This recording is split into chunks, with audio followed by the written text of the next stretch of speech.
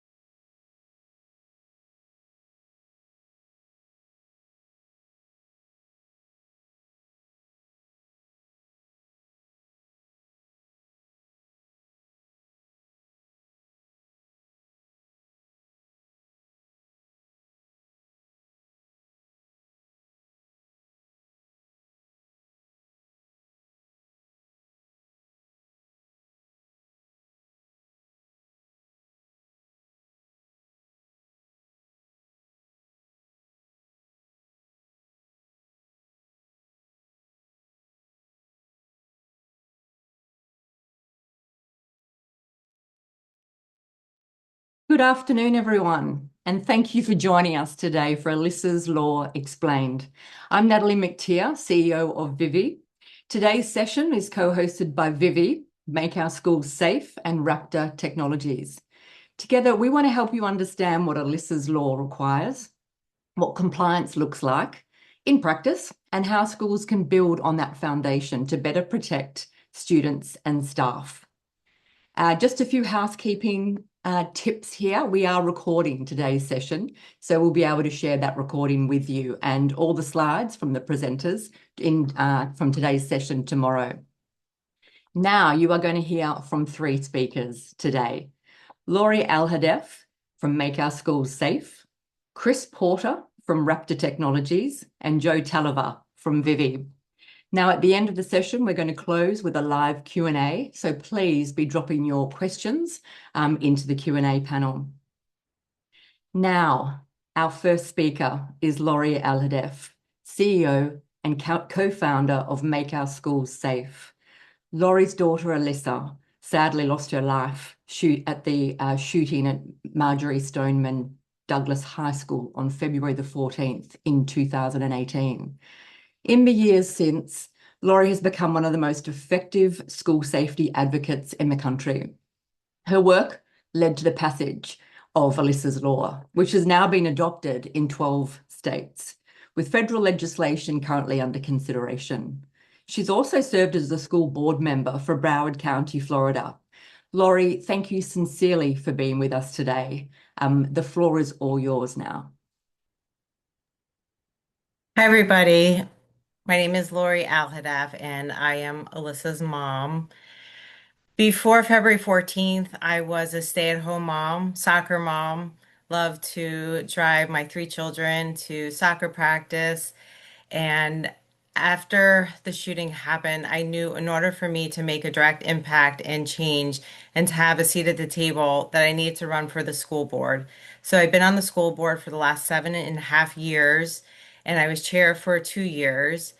And one of the things that I did as a school board member, in order to hold the superintendent accountable, that I made a motion to have the superintendent's evaluation directly correlate with how when the Florida Office of Safe Schools, they come into our schools and they do an assessment. And so the superintendent's evaluation directly correlates with that assessment from the superintendent.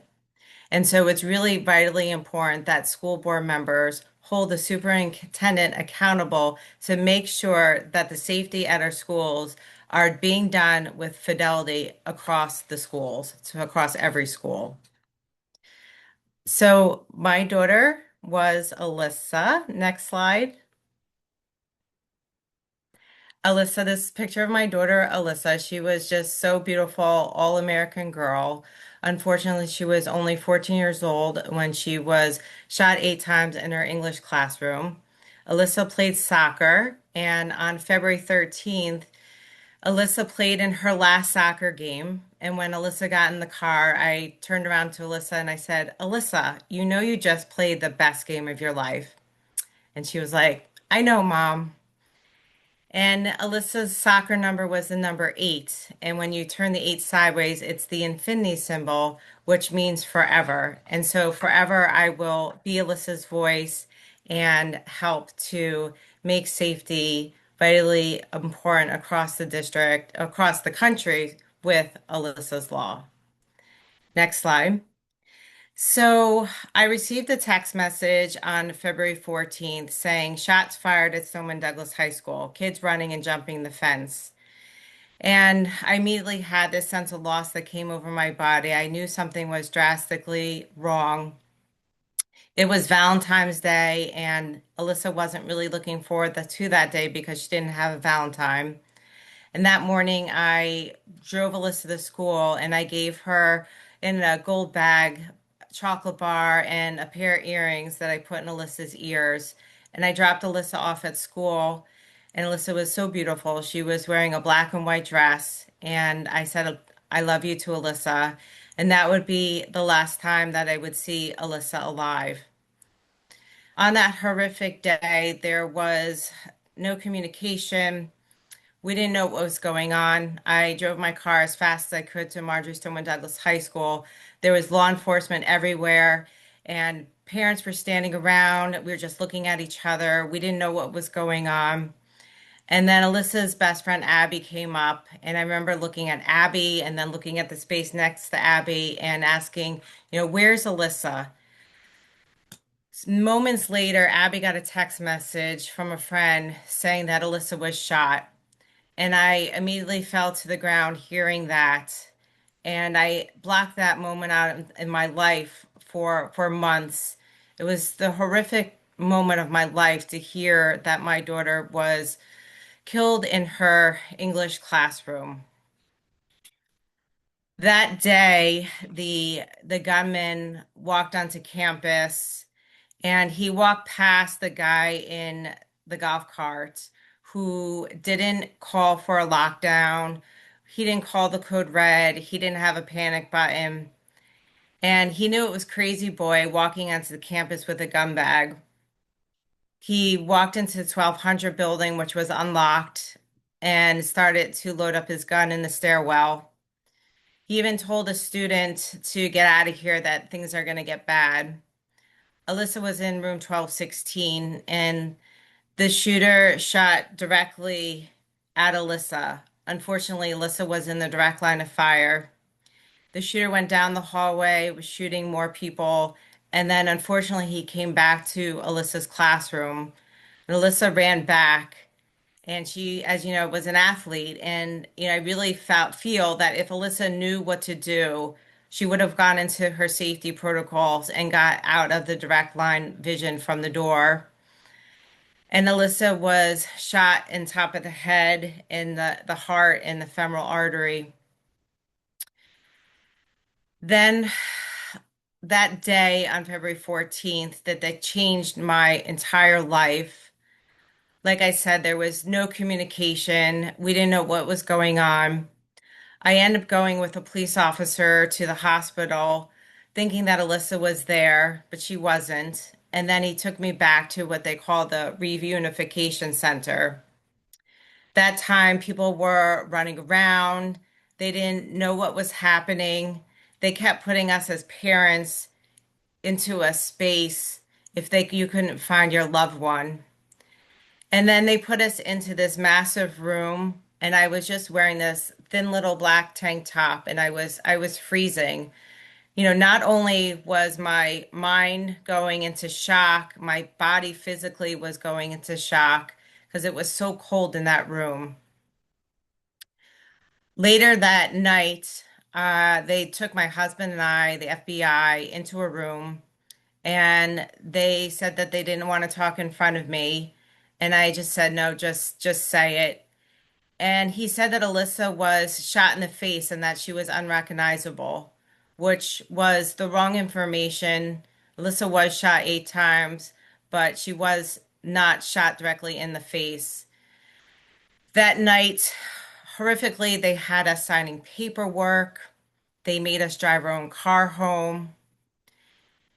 And these are the things that are wrong. These are mistakes that were directly made that day of our tragedy. And so I hope that you take these things into consideration when you are doing your reunification plans. And then the biggest failure that day was that our school resource officer who had a gun, he didn't go in, engage, and take down the threat. So it's really important that you know what to do and how to communicate in an emergency situation. You need to make sure that you're asking your school the tough questions on what does communication look like if there is an active shooter on campus or just a medical emergency. Next slide. So, New Jersey was the first state to pass Alyssa's law.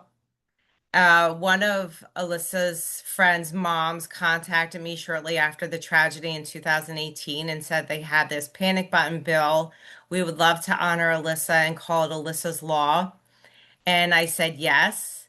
And so that's how Alyssa's Law started.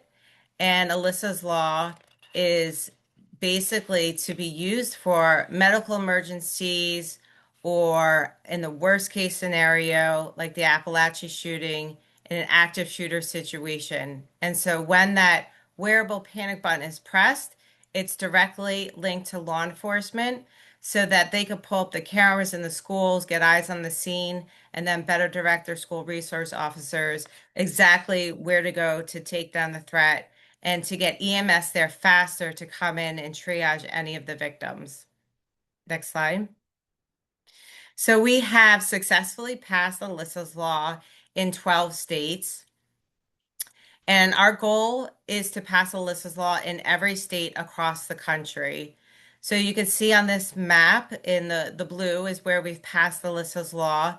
And we have a focus on South Carolina, Missouri, Ohio, Kentucky, Pennsylvania, Alabama, and Michigan. And we hope to get these Alyssa's Law passed in those states. And again, eventually having Alyssa's Law pass in every state across the country.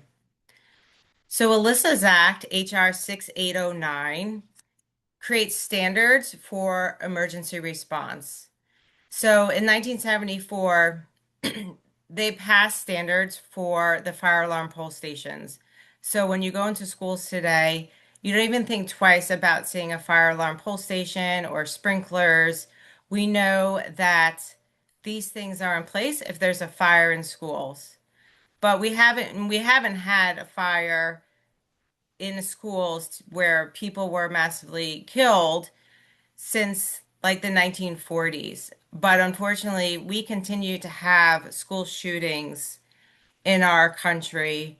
And so Alyssa's Act will create standards for emergency response, standards for the panic button, and then also creating standards for digital mapping.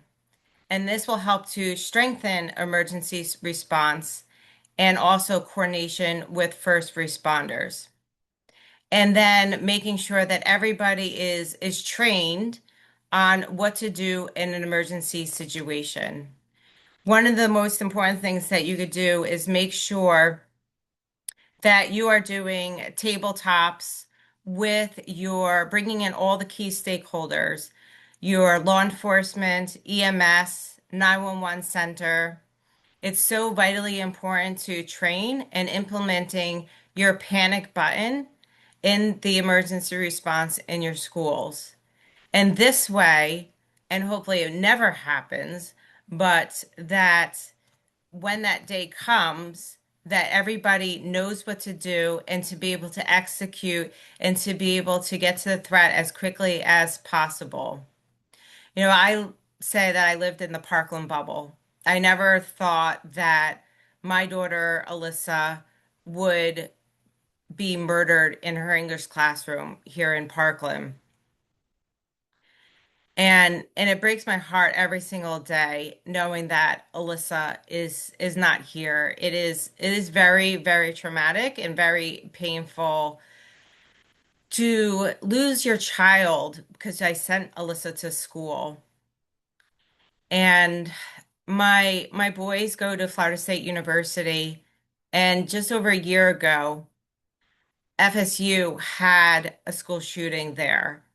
And my son Robbie was, thankfully he was okay, but he was in that space where the shooter was about 20 minutes before he started shooting. So it's unfortunately common and terrible and awful that these school shootings continue to happen across our country. And at FSU, there's a lot of kids there that came from Marjorie Stoneman Douglas High School. So these kids have experienced two school shootings in their lifetime, and that's not okay. And that's why we need to pass Alyssa's Act at the federal level and then keep continuing to pass Alyssa's Law in every state across the country. And I just also want to add on our website, we have a clickable link to be able to send an email to your congressman or congresswoman. It's at makeourschoolsafe.org. And I would love for everybody here on this call to send that email today. It only takes seconds. And it's so important that we make sure that our elected officials know that we want our kids to be safe in school. They have to be safe.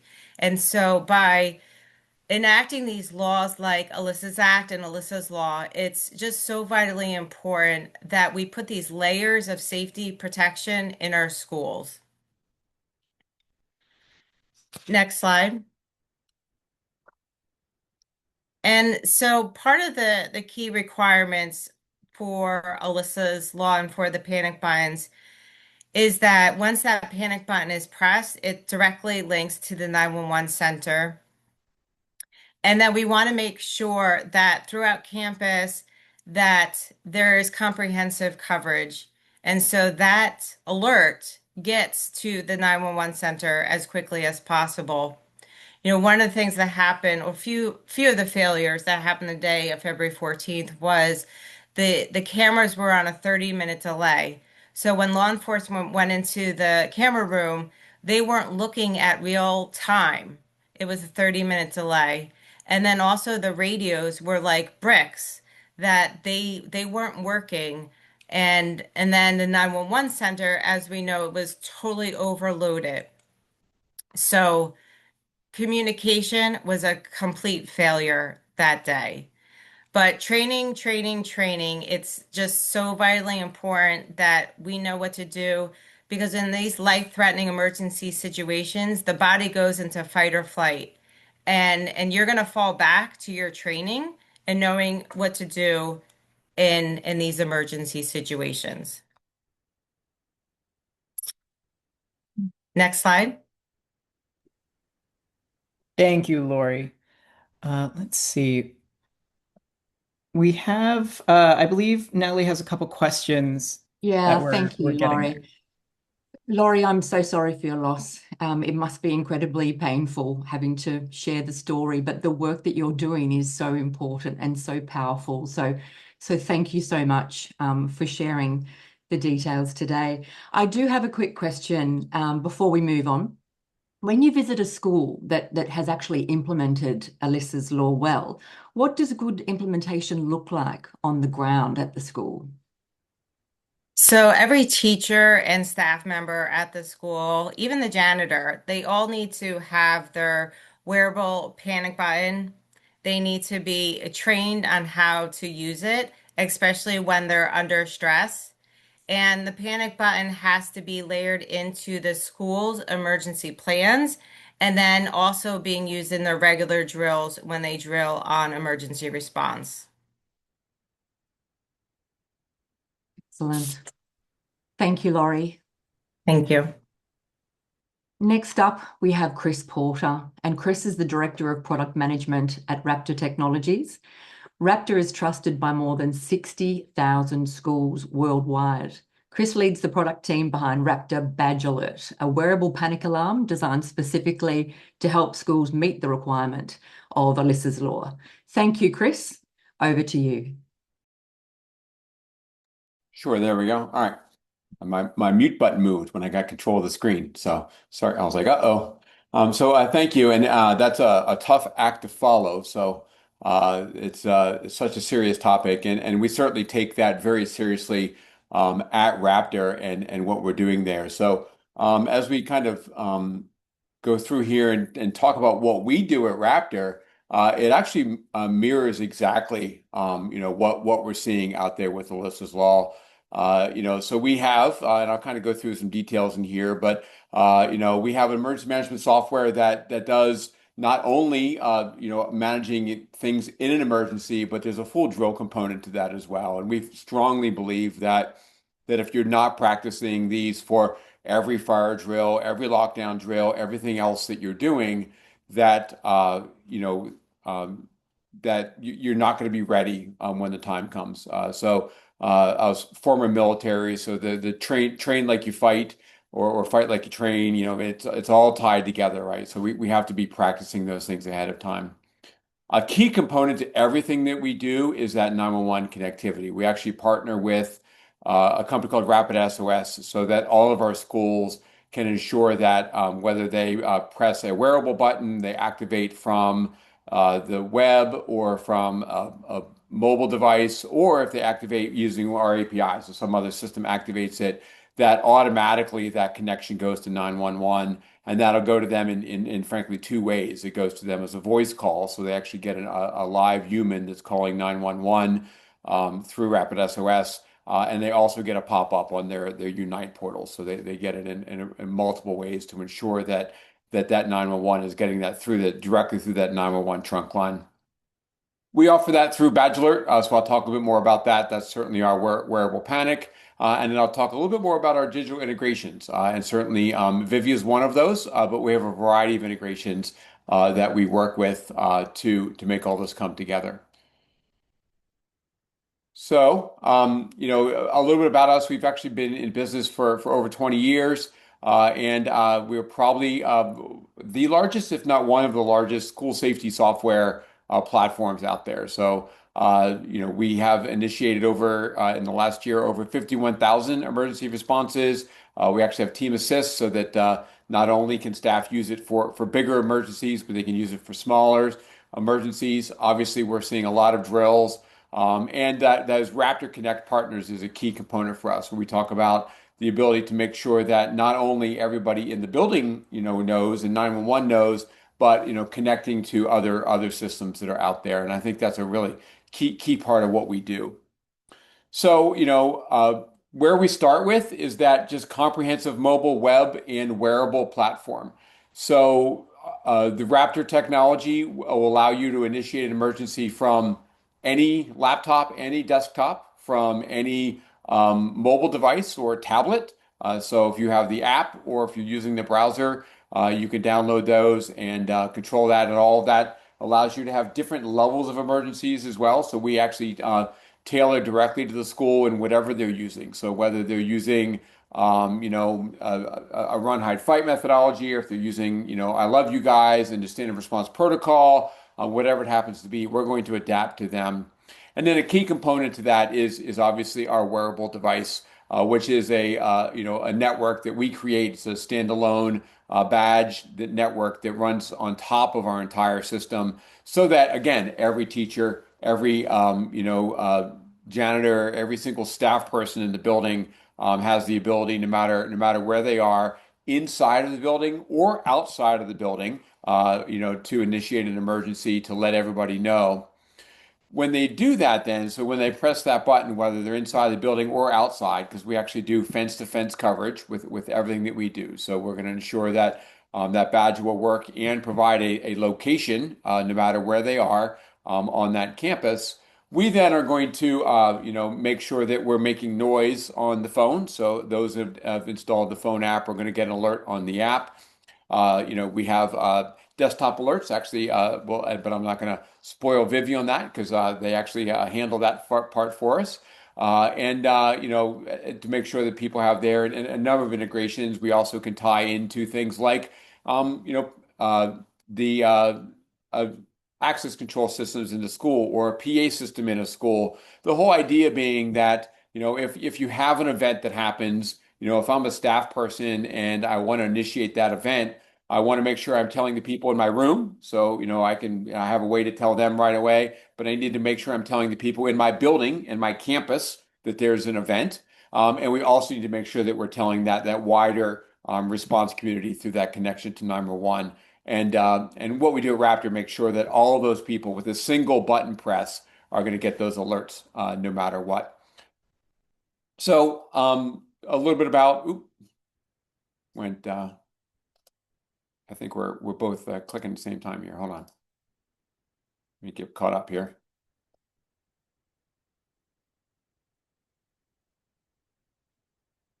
Back to where we were. All right. So our badge alert, I talked a lot about it. It really does allow you to activate those emergencies, but it doesn't stop there. So once we've initiated an emergency, we have the ability to do things, like accountability. So we actually tie into the school information system. So knowing where those students are and having those staff start that accountability process as soon as feasible for them starts to build that picture so that when reunification ultimately happens, they start to have that communication. They know where students are, they know which students are missing, so that they're communicating directly. And then ultimately, our system does have a reunification system built in that takes an event that schools should be practicing.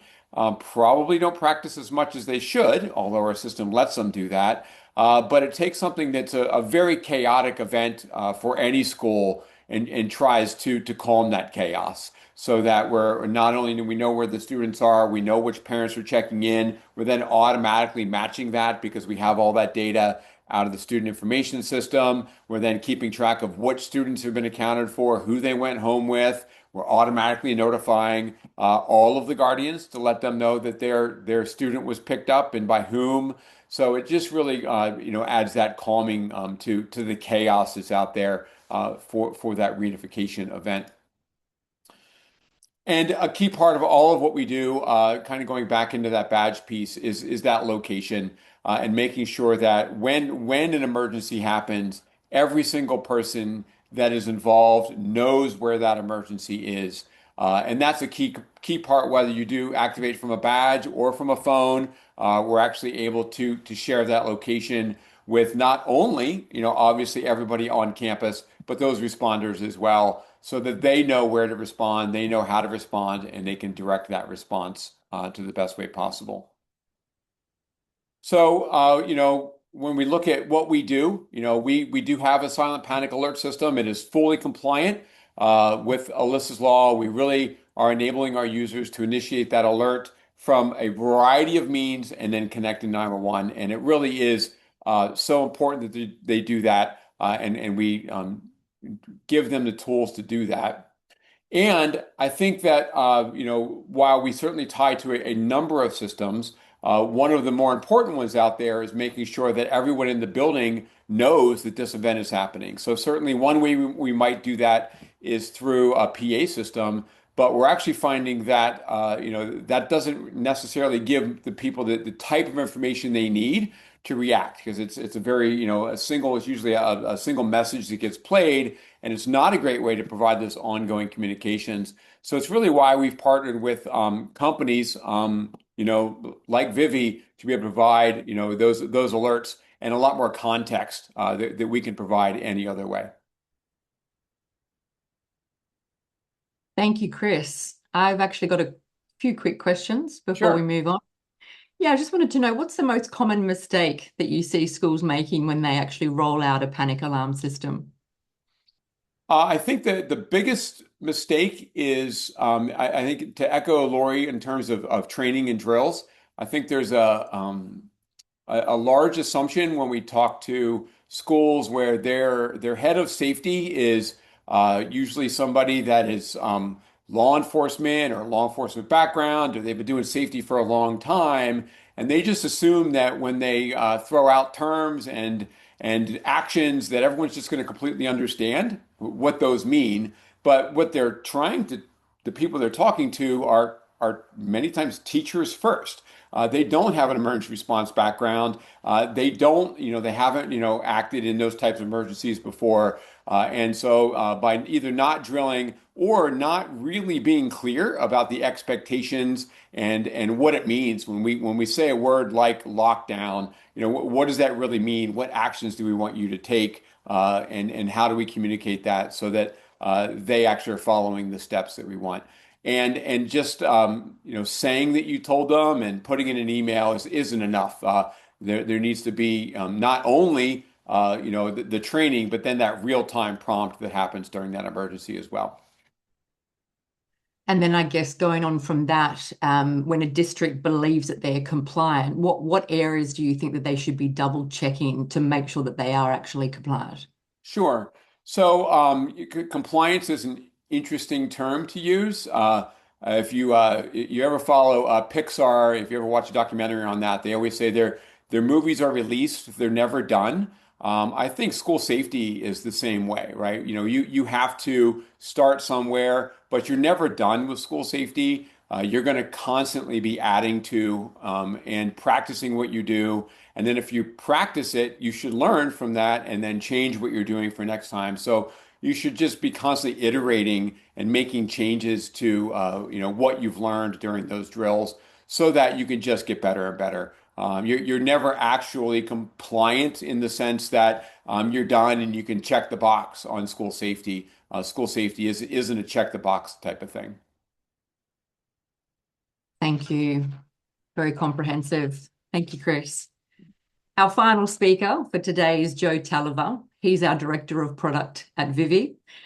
Joe is a former K-12 teacher with more than 17 years in education technology, including leading product at Promethean before he joined Vivi.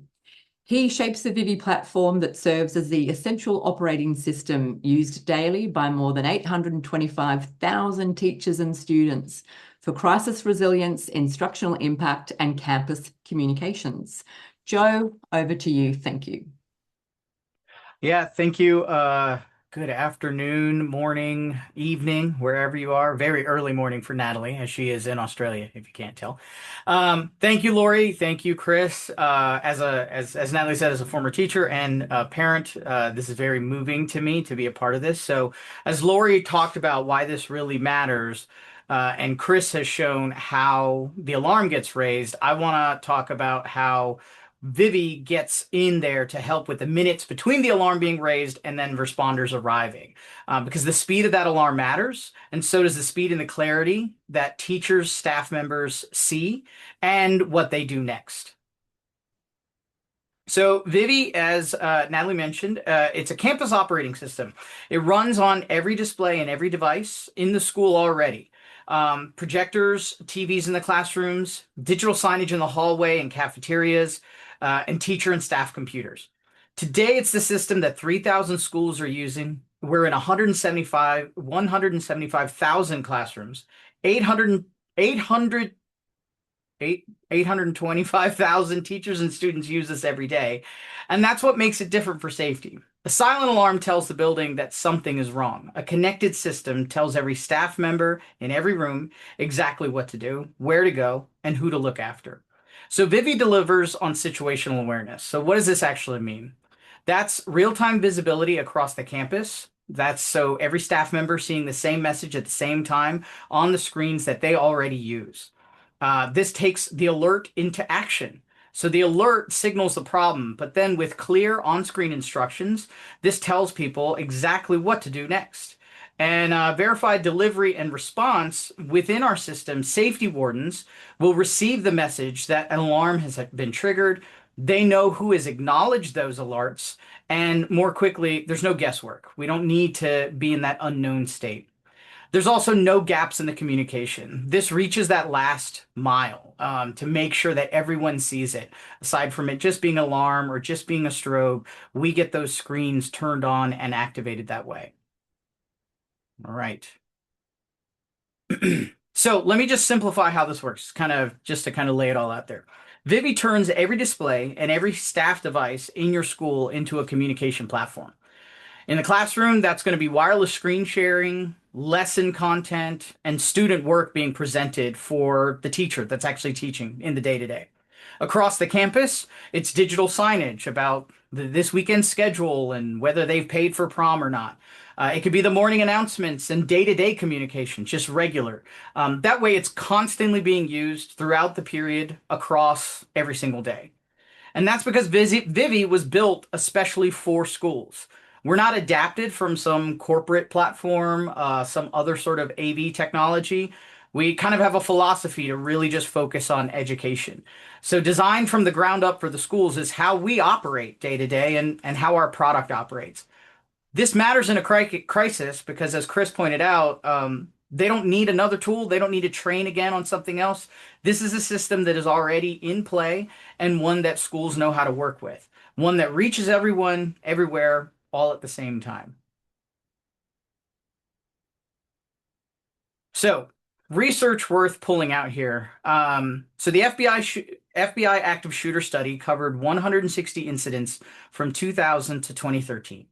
60% of them ended before the police arrived. 7 in 10 lasted 5 minutes or less, and over a third lasted 2 minutes or less. So that's not a criticism of law enforcement, but response times are just documented as such. It's a statement that when protective action has to happen and where, it's inside the building by the people that are there, teachers, coaches, custodians, staff. They have to be the ones to help with the protective action because then they will know what's happening. An alarm that reaches only law enforcement can't lock the doors. It can't guide students away from exits. It can't silence a lunchroom. And information in those minutes is what really enables the action. And so that's what Vivi really helps out with. So I want to show you a complete response and how it looks like paired with Raptor and Vivi together. So it starts with the displays. Every display across the campus will switch to a full screen message, clear, specific instructions, whether it's a lockdown, an evacuation, a shelter, or hold in place, whatever the situation requires, there's no ambiguity about what they need to do. Vivi can even customize the message based upon the room. So exit to the right or exit to the left based upon the exact exit criteria. The same time, staff devices will be activated. So any of their computers via Vivi device alerts will then get a full screen takeover. The application doesn't even need to be up. It'll be a full screen takeover that the staff then needs to acknowledge. So that way, as a administration or safety warden, you don't have to worry whether someone saw the message. We're going to take over the screen so they know it and they'll acknowledge it. Behind the scenes, that delivery layer makes sure that it's seen, and we can even, with our Vivi hardware, make sure that the screens turn on. We push those messages across all these different screens. Device alerts won't rely on someone, whether they're checking the email or opening an app, because we're going to take over the whole screen and make sure it's front and center. The communication doesn't stop after that first moment. Even after it's been triggered, admin or safety wardens can then send follow-up messages directly to the classrooms with additional messaging saying police are on site, first responders are here, continue to shelter in place, and then ultimately even a campus-wide message saying it's all clear, we're safe now. So this isn't just an alert, it's more of a coordinated communication system across all the rooms and every screen for every staff member. So specifically with device alerts, let me bring in what this does and aligns with Alyssa's law.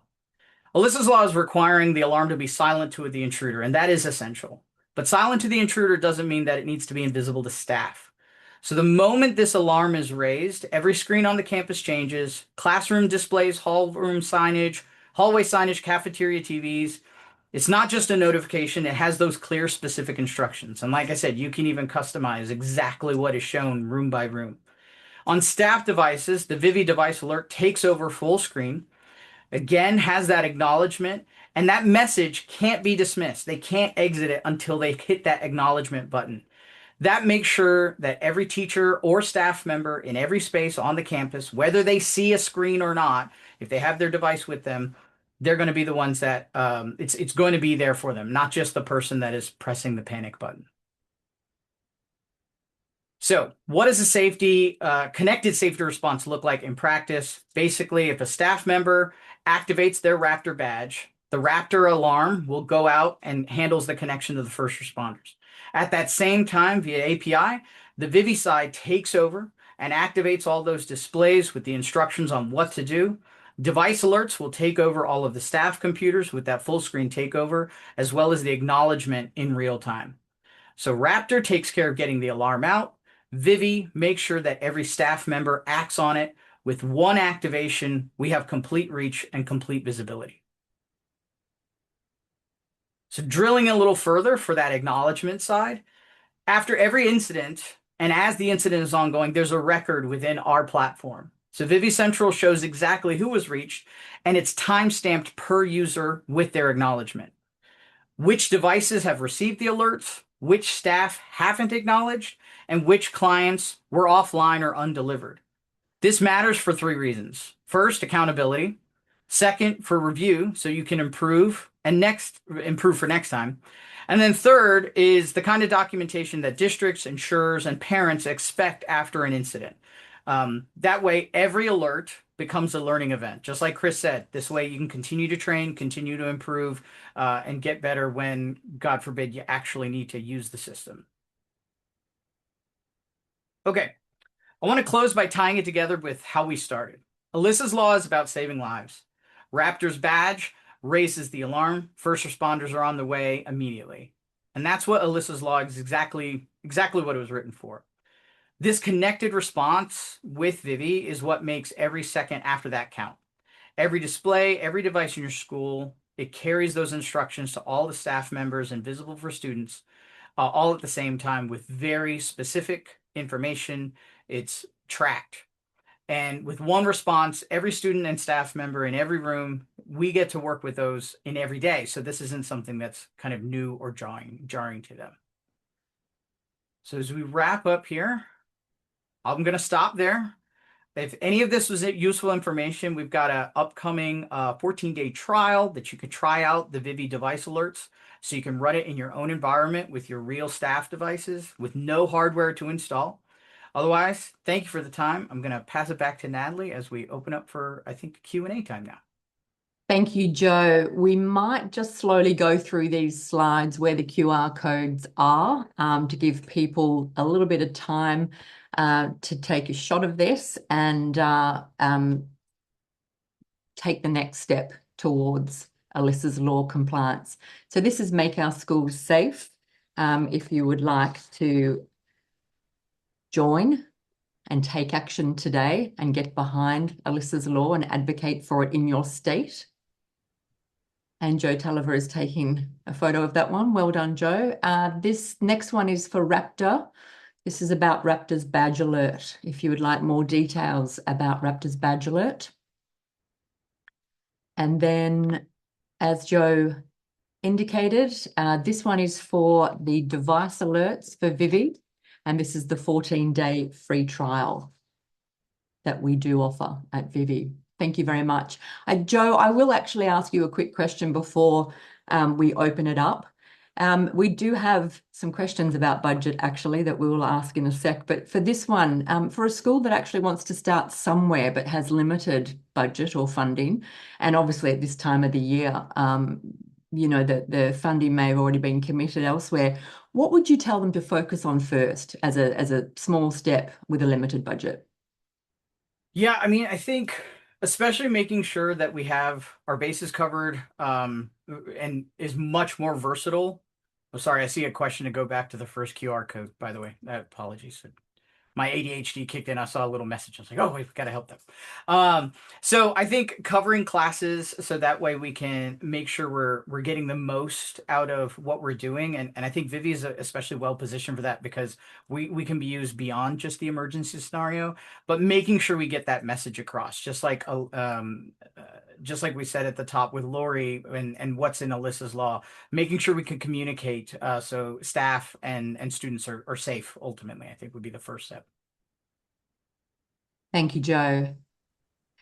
Now, we have a few questions around funding for Alyssa's Law, Laurie. One of the questions is, does the federal law allocate funding for this to be implemented? And the other one, which is sort of loosely related, does Alyssa's Law come with funding to support these additional requirements? So Alyssa's Act does not come with funding for it. Alyssa's Act creates standards around emergency response, standards for the panic buttons and digital mapping.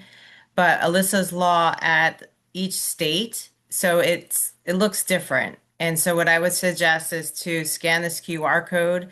We have an Alyssa's law page state by state. You could see if there's funding allocation for it.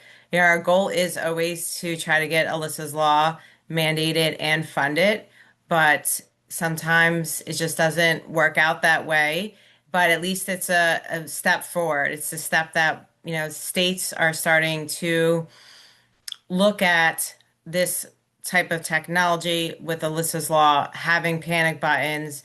And but ultimately we do want to try to get it funding. There is some grant funding. West Virginia just created the Alyssa Allen School Safety Fund, and so we are trying to think of creative ways to get the Alyssa's Law funded. Thanks, Laurie. And you may have covered this already, but my state hasn't passed Alyssa's Law yet. What's the most effective way we can make a first move to get something started there? So go to makeourschoolsafe.org. We have a clickable map. Click on your state if you haven't already passed Alyssa's law, and you can send an email to your legislator. One of the things I say is your voice is your power. And so speaking up and talking to your legislators is the first step. You can make phone calls. As parents, we are very powerful. And so have those conversations with your elected officials to make this a priority in your state. Thank you. A question for you, Chris. Our school already has panic alarms in front offices only. Why do we also need wearable badges for teachers? I mean, there's because emergencies happen all over the school. So obviously having those anyone having the ability to initiate that alarm from wherever they are is a key component to that. So it's actually interesting. Not everyone comes through the front door, especially those that are coming in to do harm. So making sure that everybody everywhere in the building has the ability to initiate that lockdown is what's super important. And in our world, that's why we tie to other systems. You don't have to replace your front desk alarm. We actually would integrate with it, and it could be used alongside of the wearable badge that we have. So we don't want you to replace what you have, but we certainly want to layer on top of it. And another question for you, is it easy to hit a badge by accident? What happens if there's a false alarm? And how do you obviously reverse that? Sure. So a false alarm becomes another drill when that goes out, because if it goes out to everybody, everyone should be reacting just like a real emergency until they hear differently. So we do, protect the badge in terms of the button to make sure that it can't be accidentally pressed. So it does require a fairly easy but distinct press in order to activate from the badge. But then once it goes out, it does go out to everybody. And I think that becomes a key component to our system then, which is the integrated messaging, the chat. So as we learn what's going on, if I'm somebody and I'm the one who activated it, I can go in and tell everybody, hey, this was by accident or whatever that happens to be, so that we can communicate and they can get back to the business of school faster from that false alarm.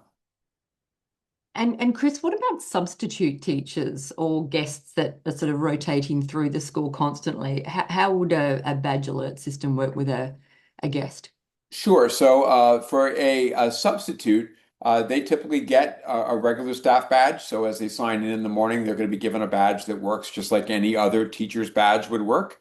If they're a guest, we typically, while we give them a badge that actually helps us do some other tracking of those folks in the building, that button typically does not activate an emergency because we there's a trust factor there of letting any old parent lock down the building.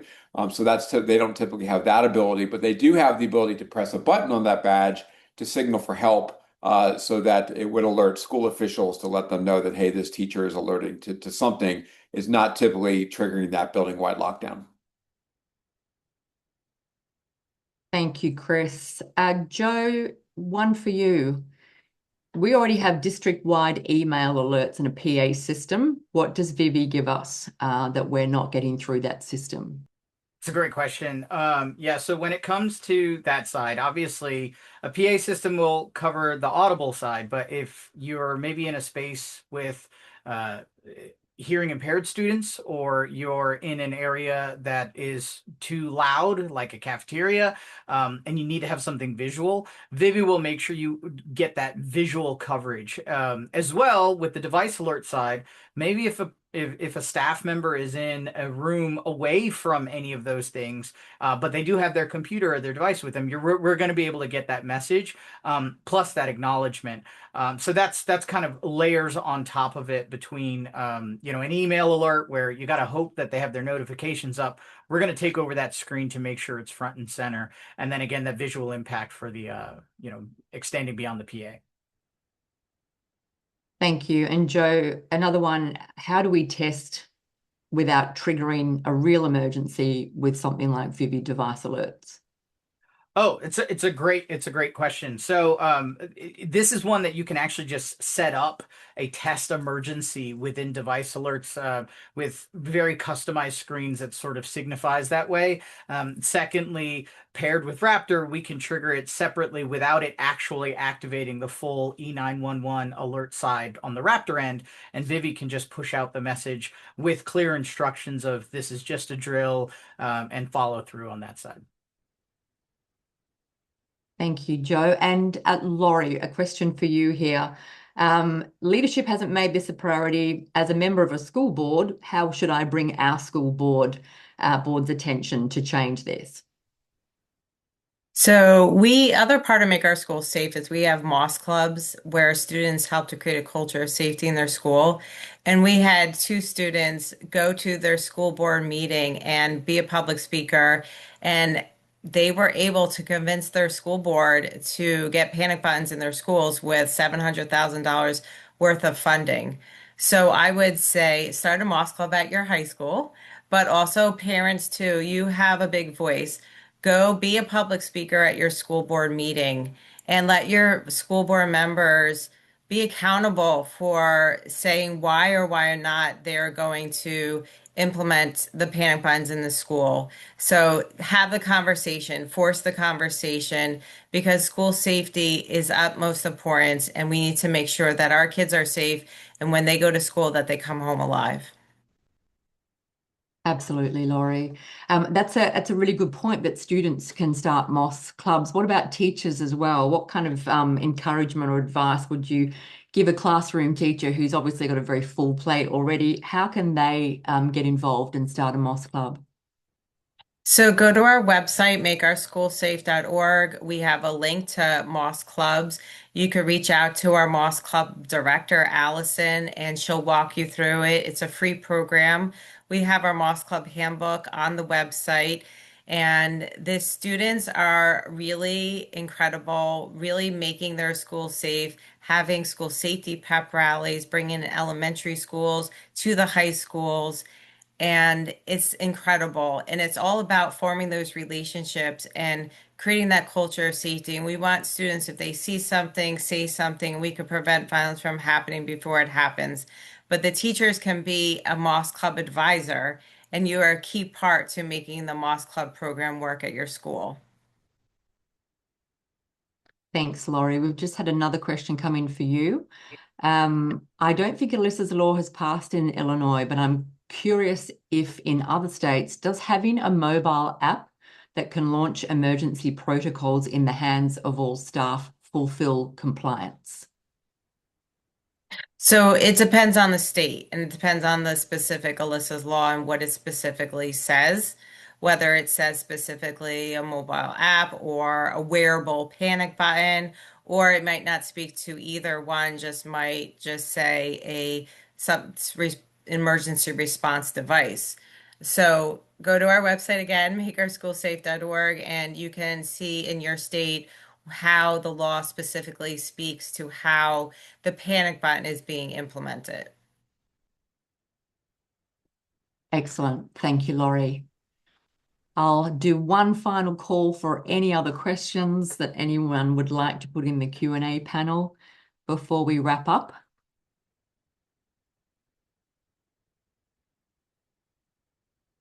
I would like to take a moment to thank Laurie, Chris, and Joe again for sharing your work with us today. This has been quite an emotional presentation. Laurie, thank you so much for sharing your details, your family story. Thank you to everybody who has joined us as well. You've got the QR codes. Please get behind Make Our Schools Safe. We will email the recording and we'll send the slides to everybody as well who's registered. That will come through tomorrow. And if you have any follow-up questions, please get in touch. So thank you again. Have a great day, everybody, and thank you for joining us. Goodbye.